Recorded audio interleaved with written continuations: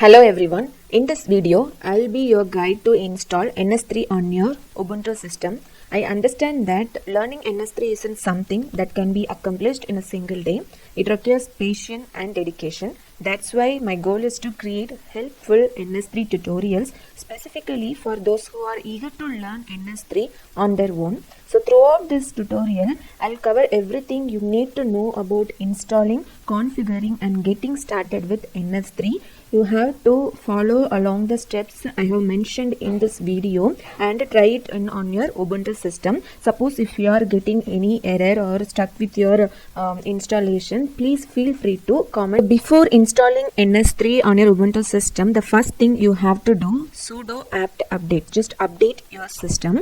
Then you have to install all the required packages before installing the NS-3. For that, you can go to Google NS-3 installation. So when you go to NS-3 installation page, they have given everything very neatly. So in this documentation, if you see, there is a section called prerequisites. So here, which system you are going to use, according to that they have mentioned all the packages, all the necessary packages they have given. We have to just copy paste on your Ubuntu system. So first here, if you are going to use Linux, so Ubuntu is a Linux system, so just click onto that. Here a list of packages given.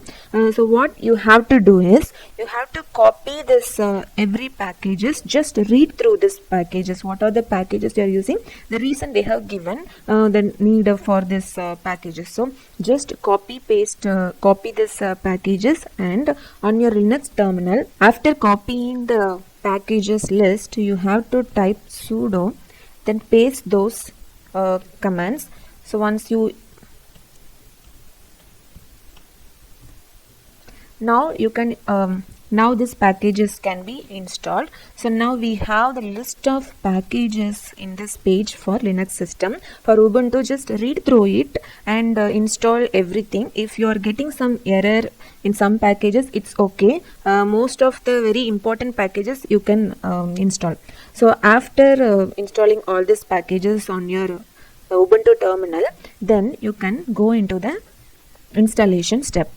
So here you can jump into installation. There are different methods to install our NS-3 code. So here you can see installation with bake. You can follow through this, or installation manually. How we can install manually? We can go to NS-3 page. We can download the files and extract it. Then we can configure it, or we can follow this JIT procedure.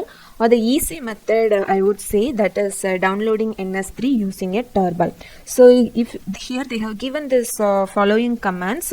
So here what you can do, the advantage of this, which version you want, you can just mention here in this command. wget NS-3 is there. Now here 3.30 is given. If you want 3.35, you can mention it here, or the lowest version of NS-3, you can mention it here and you can download it. So you just follow through this. CD is the current directory, and make the directory tarballs or any other name. Then inside this directory, just copy paste this command.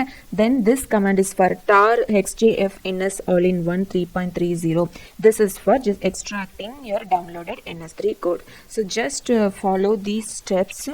So you will get the folder of ns all-in-one 3.30 inside the tarballs. One thing I want to tell you is NS-3 versions more than 3.35. After 3.35, they use cmake build system for compilation. Before that, WAF build system. So now this tutorial you can use WAF build system. So I think you can download the version before 3.36. This tutorial works for those versions. So now you have downloaded the NS-3 package and you extracted the NS-3 package using this command. And now the important step is we have to configure a NS-3 code. So how we can configure is, now you have a NS-3 folder, right? NS all-in-one. Which version you have that folder. So use this command cd space ns all-in-one 3.30 and which version you given, and it will direct you to the NS-3 directory. And once you have gone there, you have to type this command. That is, you have to build your NS3 ./build.py and hyphen enable examples enable test. Follow, you copy and paste this command in your NS3 folder, and it will take some time, depends on your system configuration, and after some time 15 minutes or some system will take half an hour after building all NS3 code. Then next you have to configure your using WAF. You have to configure your NS3. So for that, what you have to do, cd you have to, now you are in NS3 all-in-one 3.30 this folder. Next you have to go inside this folder called NS3.30. so cd NS3.30. once you go there, just type ./waf clean. So you are cleaning this WAF build system. Then you have to type this, copy paste this command. Here you are configuring the WAF build system. Once you are doing this enable example successfully, next you have to build ./waf build. So it takes some time after building this WAF. Next you have to test your NS3. So use this command ./test.py. so it takes some time to test all your codes. After successfully testing your NS3 code, then you are ready to compile and run the program. So to compile and run the program, first just go through this NS3 all-in-one, then NS3.30 into this folder. Then you have to, how you can run the program is, in NS3 we have C++ program and Python. These two script we can run. So to run C++, you have to type after going into the directory NS3.30 /waf space hyphen run. Then which program you want to run, that program name you have to give. So the main thing in NS3, whatever NS3.35 version, like before 3.36 version, whatever program we are going to run, we have to put that program, that script, we have to copy that script into scratch folder. So here I will show you.